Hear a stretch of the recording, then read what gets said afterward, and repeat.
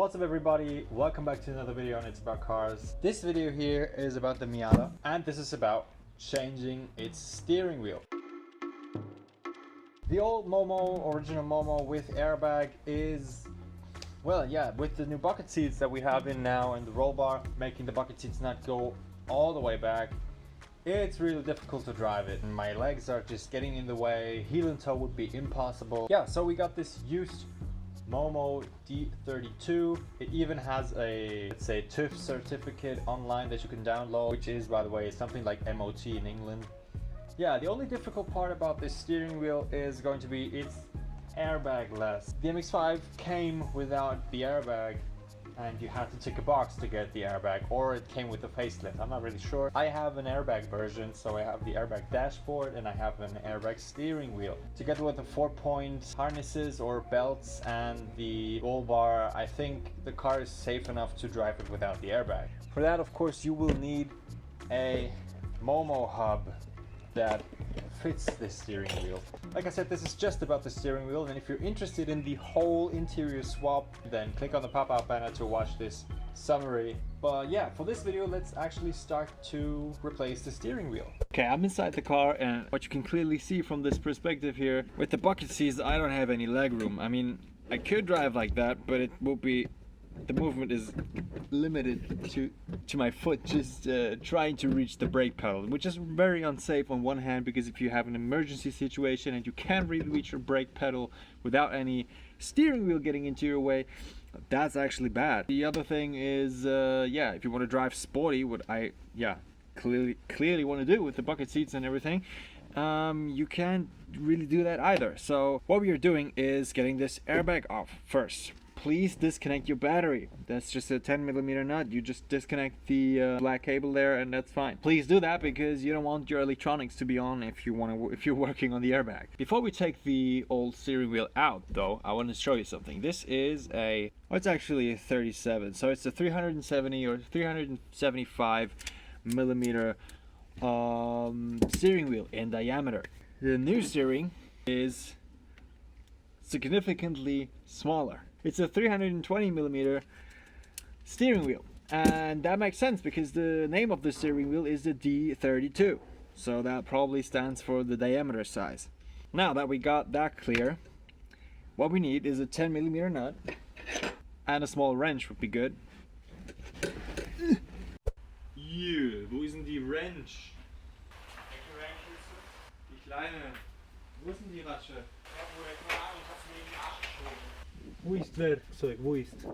Okay. With your wrench equipped, what we need to do is get these plastic covers here off on the side of the steering wheel. For the other side I had to use this, but yeah, on this side apparently you don't. If you got them off, you will see your 10mm nuts in here. So let's get these out. But I'm not going to sit entirely in front of the airbag, just to be sure.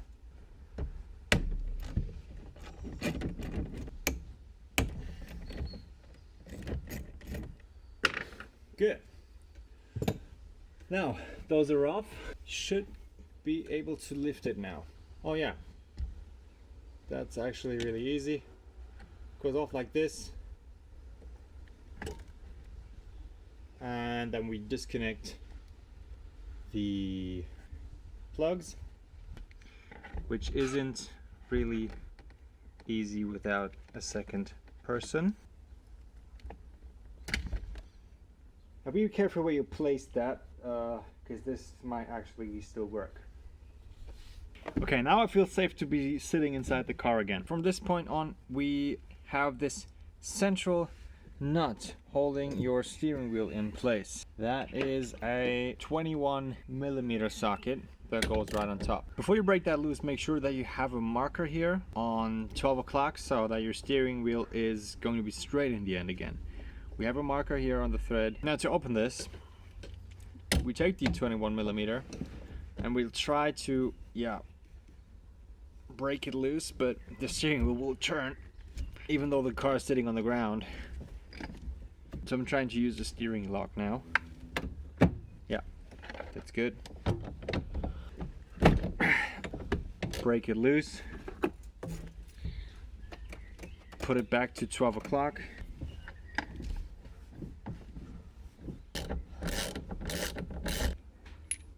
And that's our nut.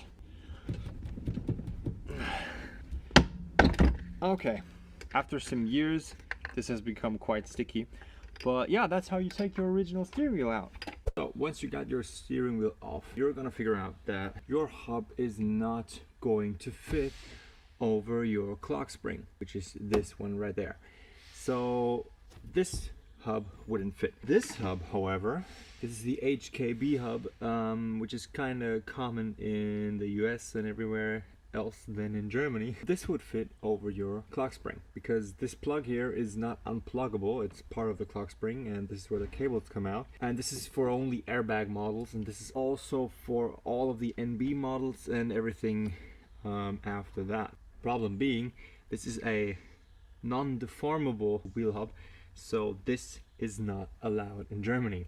Yeah, safety regulation, which is actually kind of making sense to me because, you know, this is deformable, so if you hit your head on the wheel, this piece of metal is, you know, being pushed down, so it reduces the amount of force coming to your head when you bang your head on the steering wheel. And so this is the only kind of wheel hub that is allowed in Germany. To get this one working, you would just simply have to get your clock spring off. I already did that. Just these 3 screws right there, and from here we can just go ahead and put that hub on like this. Before we do that though, we need to figure out this cable situation here. So we got 2 cables going into the airbag and 1 cable going into the horn. The red one is the horn and the 2 here is the airbag. The horn is going to be this green and red wire. So that one right there. The other 2 are going into a restrictor. I got that right here. This one is going where the cables are, like this, and the other one is going onto this little golden ring on the back of the hub. You can't stick it directly to the ring here because if you turn your wheel, your cable is going to, you know, get wired up and maybe get stuck or break. So in order to prevent that, we will take just a little clip, you know, screw that somewhere here, screw that on with our horn cable connected, and this will touch on the back of the golden ring. This is how it's supposed to work. I've never done that before, so I'm just gonna figure out if that works for me or not. So yeah, let's hope it works, because I'm really tired of figuring stuff out with this interior now. I just want to get this car to drive. Summer's already over almost. It's the middle of July, and I haven't been driving this car for a month now, so let's get going.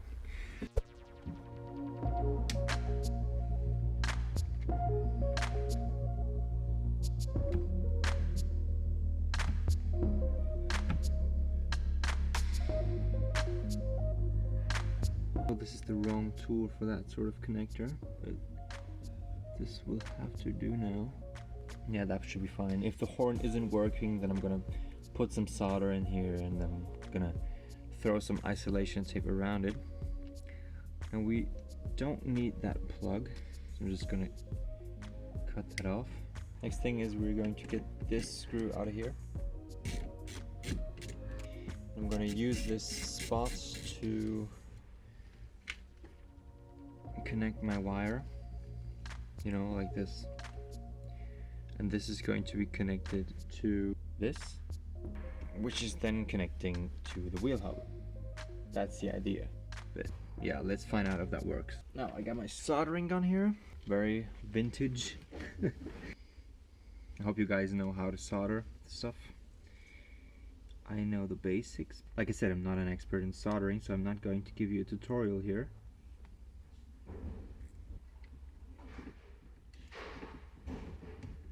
Okay, the problem is the screw is a little bit too long, so I might just get a different one. I hope that works. This is how I did that. I made this paper clip go first. and on the screw that I found, this is a spare screw that I cut down to a length that it's all tightened up, and yeah, this soldered cable here, the connector is connecting to this paper clip. I can still move that a little bit, and this should be long enough to touch on the back of the wheel hub. We can just quickly test that for a second. It's not the best solution, but I think that will work. And yeah, the next thing we are going to do is wiring this airbag resistor or restrictor in place. This is just a 2000 ohm resistor that is, it doesn't really matter which way you go, if you go like this or like that. You just need to plug that into the cables with your airbag wiring, and your airbag light should not be lit up when you drive, and you need to have the airbag light off if you go for MOT or anything like that. So let's just quickly connect that. So yeah, the cables didn't go in entirely because they're that thick, but we're going to solder the ends of it anyway, so that doesn't really matter to us.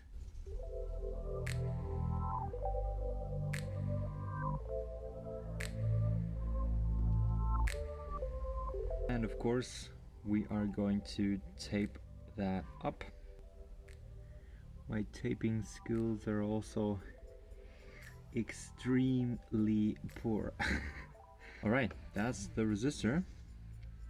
Once you get the plastic cover on, this will be fine. You could also try to stick it somewhere else, but I think that's fine. Okay, next up will be to connect our Momo hub. I made sure that this paper clip is actually touching this ring. This could have been a little bit wider. On other hubs it's bigger, but yeah, this will have to do now. And here on the hub there it says top, so make sure that this is the top. And you can turn that to match these two holes here in the back. Those are going onto these two plastic clips, or plastic pins I mean. And since it's not connected to the clock spring anymore, you can turn it anywhere you want. This is still centered, that's good. So yeah, we'll just throw that on there. And yeah, this is the plus wire then for your horn. I'm gonna torque that down later. I just want to see first if everything works. We got a horn here. This is also serving as our ground for the horn. So I'm just gonna put that back in there. Now the plus wire is going anywhere you want basically. This is just a switch on and off, so you can go here or you can go there. I think I'm gonna go here because it's going to be easier for me to ground the horn from here to this bit. And I was so free to make my own cable. It's actually a little bit too long. Let me just quickly use one screw just so that it's not falling off. And yeah, let's connect the battery and see if I did anything wrong. Okay guys, wired up. We have power, moment of truth. That's nice. Nice wiring skills.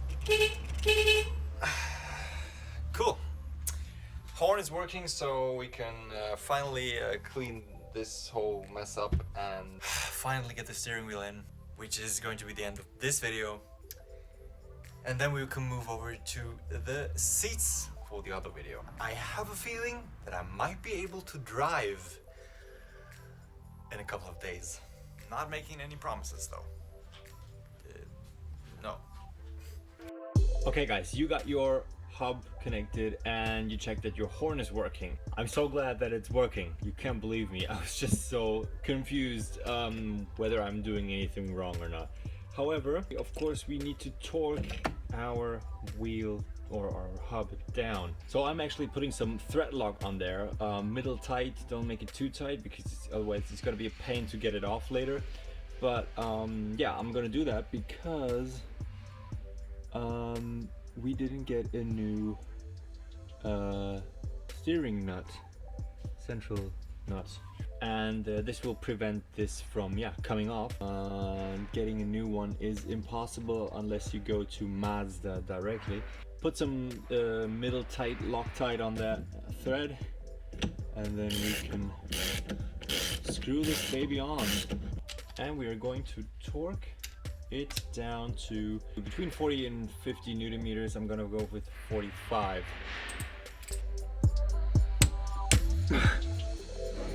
Okay.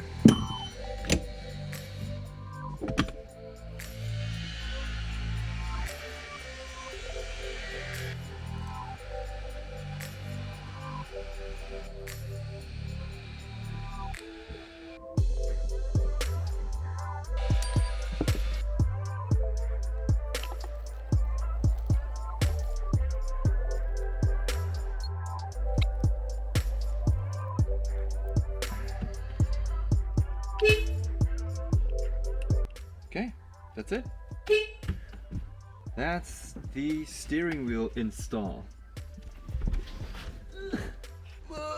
That is how you install a Momo steering wheel. Dude, I'm sweaty.